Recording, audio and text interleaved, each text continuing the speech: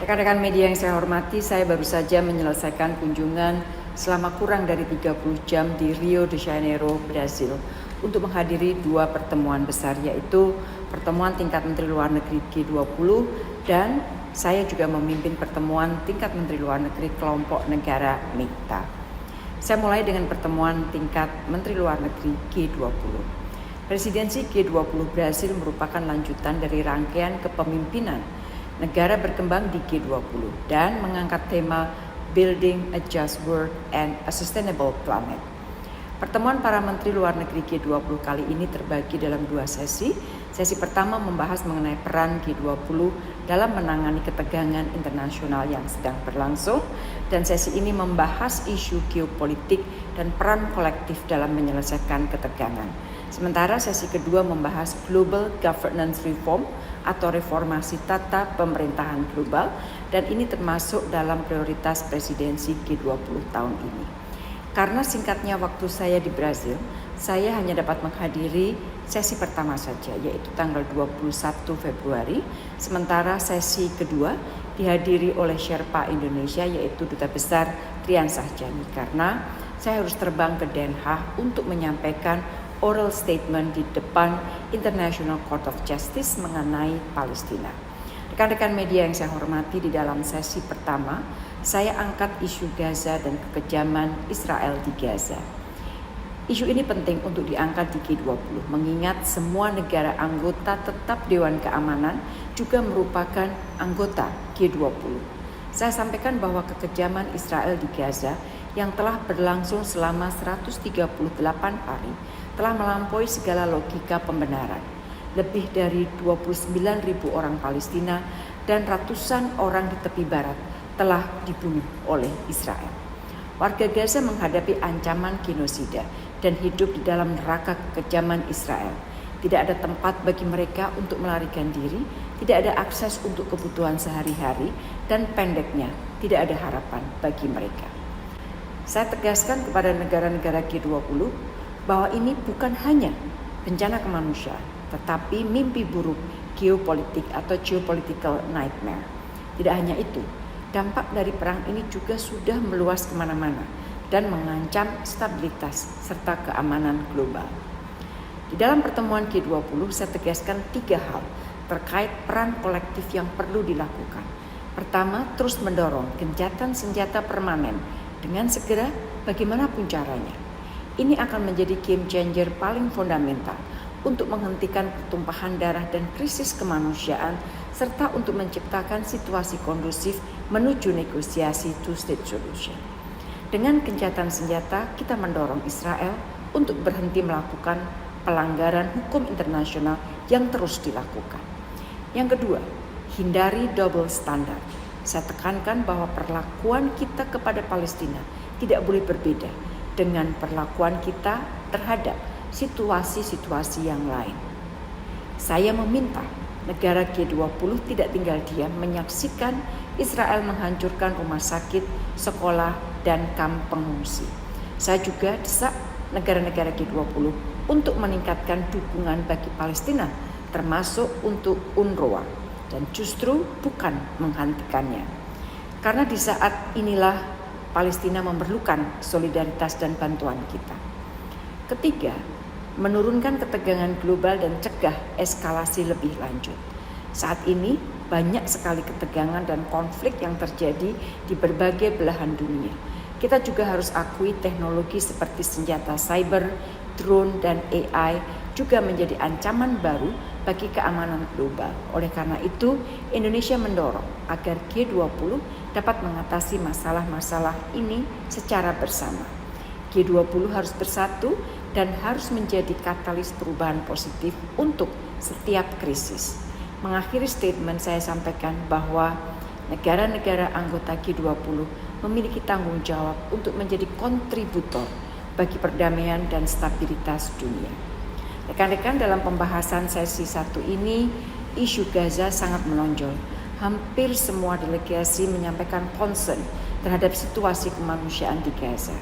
Dan selain isu Gaza, isu Ukraina masih disampaikan juga, terutama oleh negara-negara G7.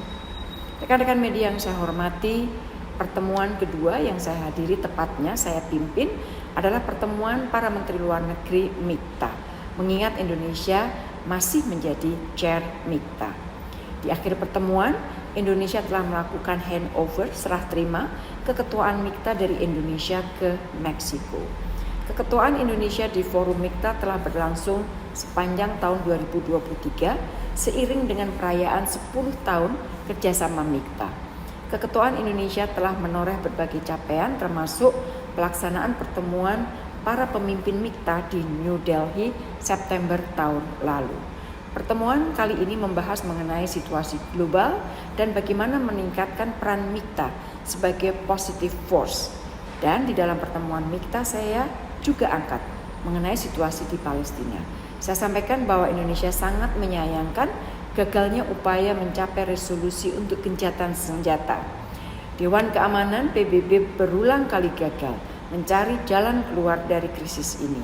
Dan ini menunjukkan bahwa tidak semua negara berkomitmen menjalankan hukum internasional secara konsisten.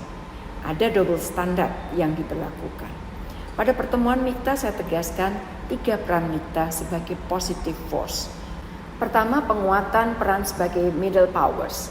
MIKTA harus memastikan bahwa suara MIKTA didengar dan dalam kaitan dengan Palestina, keputusan sementara ICJ,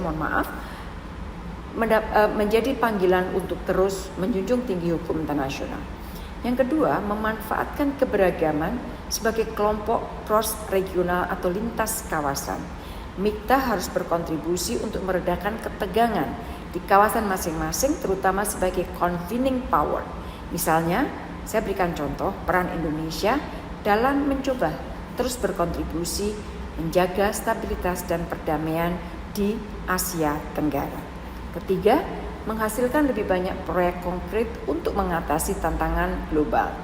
Realisasi proyek konkret MIKTA akan meningkatkan peran MIKTA dalam global governance. Indonesia berharap di bawah keketuaan Meksiko, MIKTA dapat memperbanyak proyek seperti proyek peningkatan produktivitas pertanian dengan negara Afrika yang telah dilakukan Oktober tahun lalu. Indonesia juga mengusulkan pembentukan inovasi jaringan kesehatan digital MIKTA untuk meningkatkan akses pelayanan kesehatan.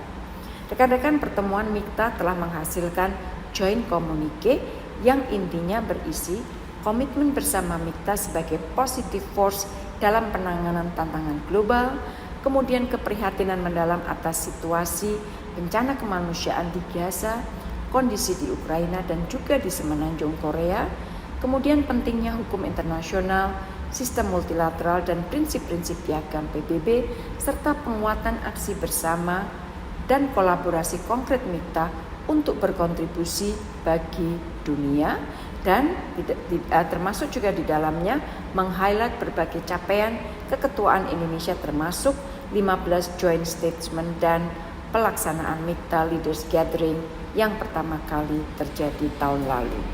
Rekan-rekan media yang saya hormati, di sela-sela pertemuan saya telah melakukan 14 pertemuan bilateral, yaitu dengan Brasil yang dilakukan kemarin, kemudian hari ini dengan Saudi Arabia, Afrika Selatan, Deputi Sekjen PBB, Norwegia, Prancis, Kanada, Korea Selatan, Meksiko, Jepang, Amerika Serikat, Argentina, Mesir, dan juga Inggris.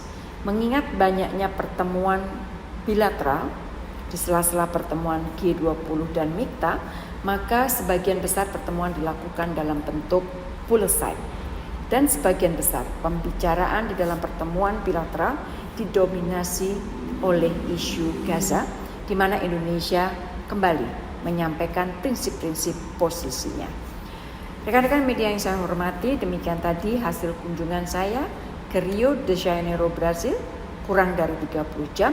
Selanjutnya saya akan langsung bertolak menuju Den Haag untuk menyampaikan oral statement untuk mendukung advisory opinion di Mahkamah Internasional atau International Court of Justice, dan juga akan ada beberapa pertemuan lainnya. Hasil kunjungan ke Den Haag akan disampaikan dalam press briefing selanjutnya. Demikian, terima kasih. Jelajahi cara baru mendapatkan informasi. Download Metro TV Extend sekarang.